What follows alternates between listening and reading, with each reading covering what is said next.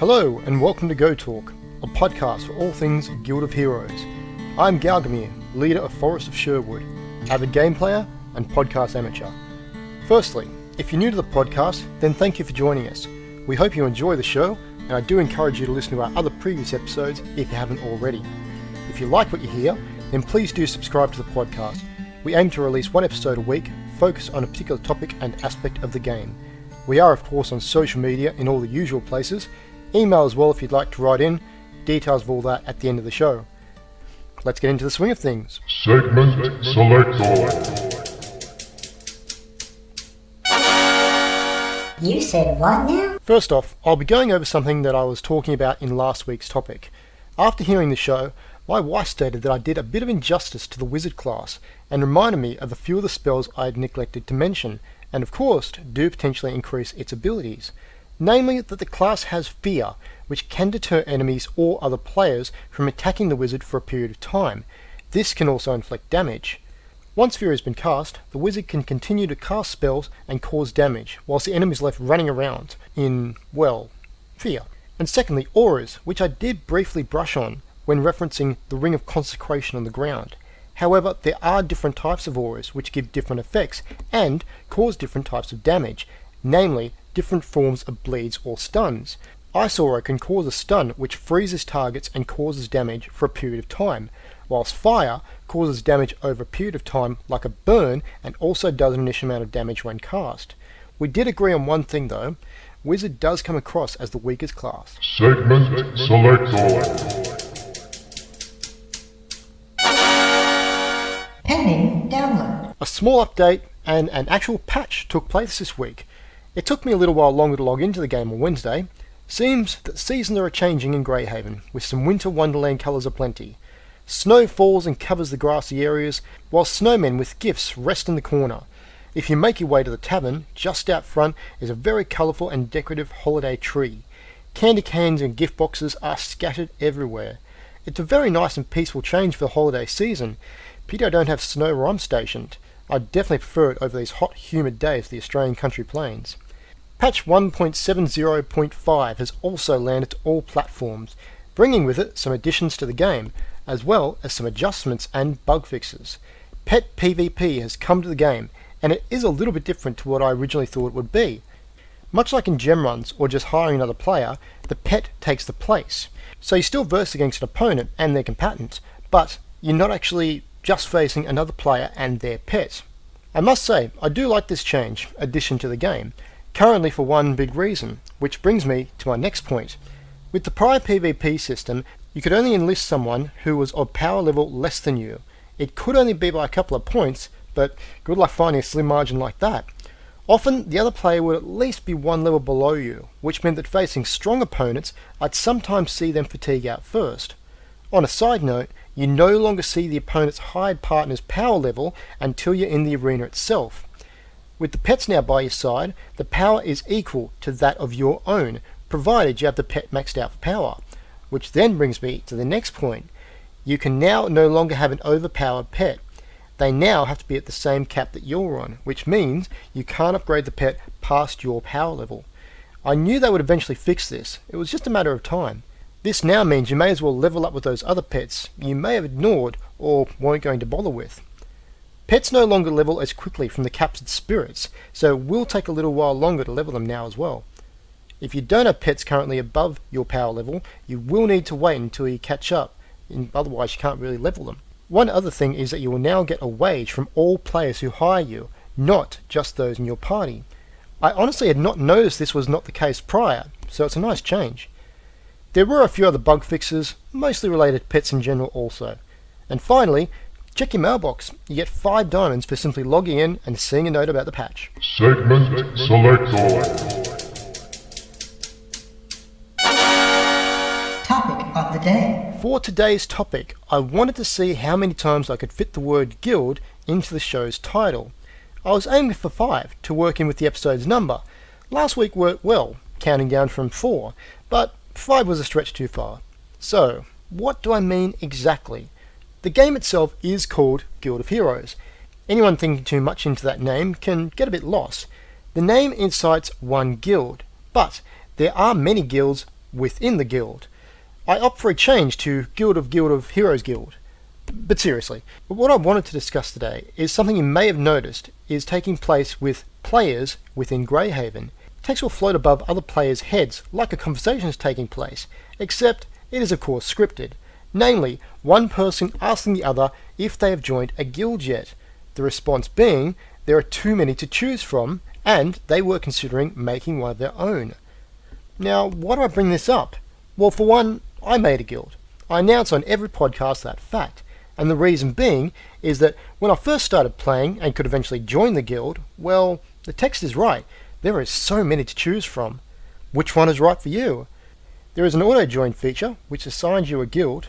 I'm not sure how it determines whatever guild is right for you, but it finds you a guild, and there you are. You are now part of that guild.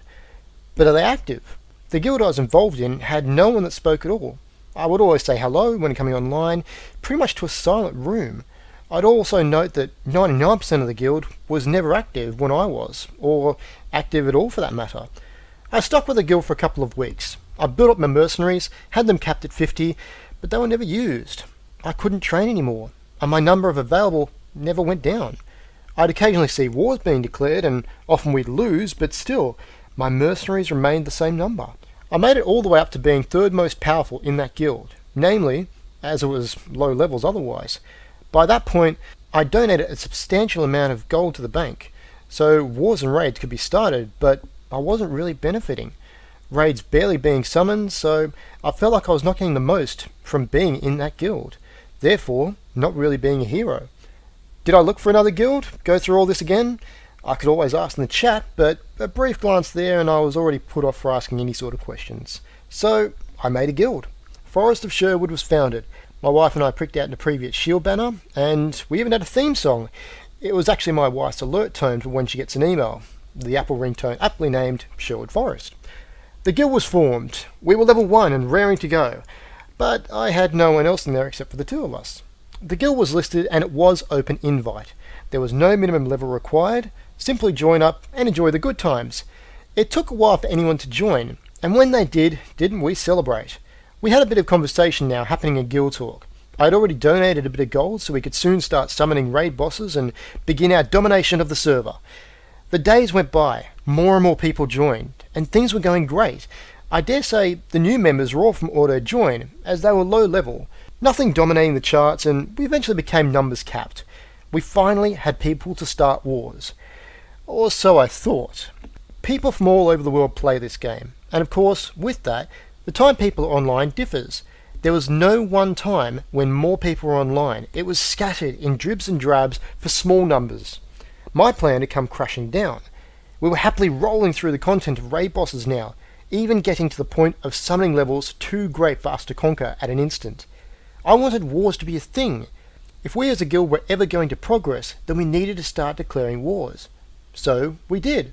The first war came and went. I had no clue what I was doing, but somehow neither did the guild that I was competing against. Forest of Sherwood led the battle and arose victorious with mercenaries from all the guild being used to take up the board. We had won.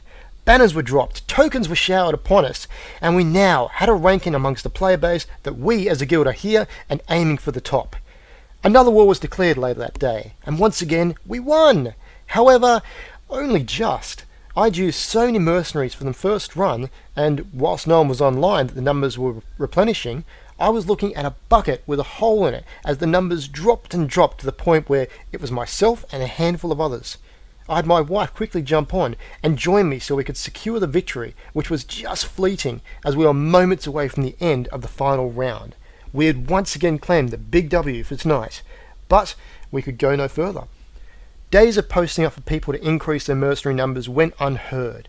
A few people here and there, and they would pitch in, but we were sorely lacking from the original quantity. Upon looking at all the guild members we had, a large pool was inactive, and in some cases weeks of inactivity meant that the numbers would never go up. Those who were making all they could were asking when the next lot of wars would be, to which my answer was, not until we get a bigger pool of active players to make mercenaries.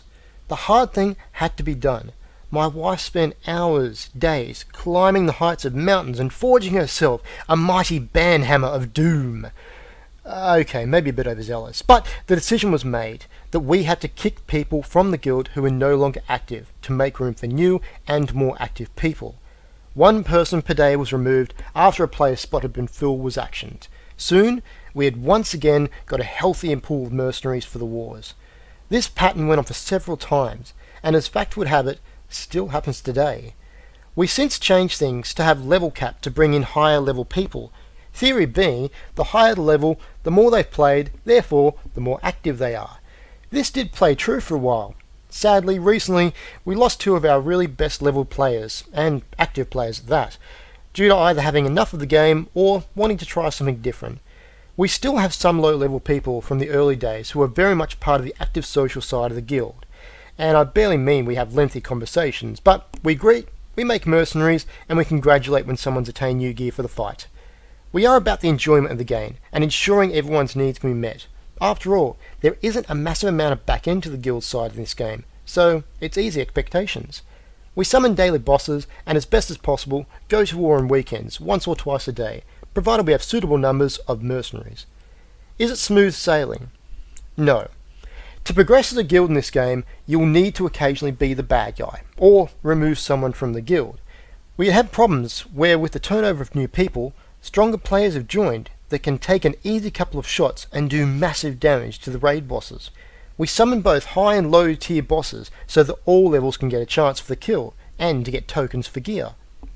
Unfortunately, some people can still make this one-shot mistake. We do state rules upon a new player joining and ask the mercenary numbers to be as high as possible. We even had it in our description on the guild search. But there is no area to put rules. There are no pop-ups you can implement, and there's nothing you can do to stop people from doing much damage on a boss simply so they get the top number of tokens. I ended up having to make 3 strike warning, and given we had 21 players in the guild, making a chart with details of this progression, contribution, and prior number of strikes was a very lengthy task. The strike system is overlooked after a period, as everyone can get a little overzealous or forget to turn off auto attack. But I did end up kicking a high level active player recently because they continually attacked a low level boss and doing majority of damage, meaning Lobies never got a shot. It does happen. It will happen. And if you don't deal with it, you will lose some good players otherwise. Some of you may be thinking, I'm taking this too seriously. I'm pushing people too hard to do things in a game. And that's fine if you think that. There are other guilds for people who do not like my method. I'm not rude, I ask politely, and we only remove people for repeat offences, being rude or inactivity. I do not hold the demanding finger up saying all players must do this. We still do have this mercenary shortage, but we're still progressing. We are not a top tier guild, and we have some people who enjoy the game and hopefully enjoy being in Forest of Sherwood. Good players have left due to wanting change, and we expect that. I do ask that if people become inactive, as a courtesy, leave the guild so there is no animosity. Other players even tell us when they play the game and what to expect in terms of their numbers. That's fine. That's what we want. We want an active community in the guild. For people to be happy and feel like when they log in, they can purchase new matters or gear with tokens. They can down a boss. They can enjoy the fight and occasionally have a bit of a chat with fellow guildies. If you're considering making a guild, then I do state, it is work. If you want it to progress and be somewhere that when you log in, you can make things happen, then you will have to go through these sorts of things also. Take the good with the bad, but remember, if you're not enjoying it, then others won't be either. There will be people who don't want it your way, but there will be others who are looking for exactly your style of guild. Best wishes for you if you do make your own. That will do it for this week's episode. If you'd like a shout out for your guild, or to advertise your guild, then by all means, get in contact with me. If you like what you hear and want to write into the show, you can find us on social media. GoH Talk Podcast on Facebook and Twitter at GoH Talk. You can write a comment on the YouTube uploads. Visit the podcast page, anchor.fm/GoH Talk Podcast. You can even send me an email at gotalkpodcast@gmail.com. Or perhaps you might even see my character in Greyhaven. If you have suggestions, comments, stories, or anything else you want to contribute, please do feel free to send me a contact. Thanks to Steve DeClifford of Steve DeClifford Music for the opening and closing credits named Acoustic Alchemy. You can find full tracks of his works on Facebook at Steve DeClifford Music. Links in the show notes. This episode is hosted in all good podcast locations. Please do subscribe to be notified when new episodes are released. This is Galgamy, signing off from GoH Talk. Thank you for listening, and I'll catch you next time.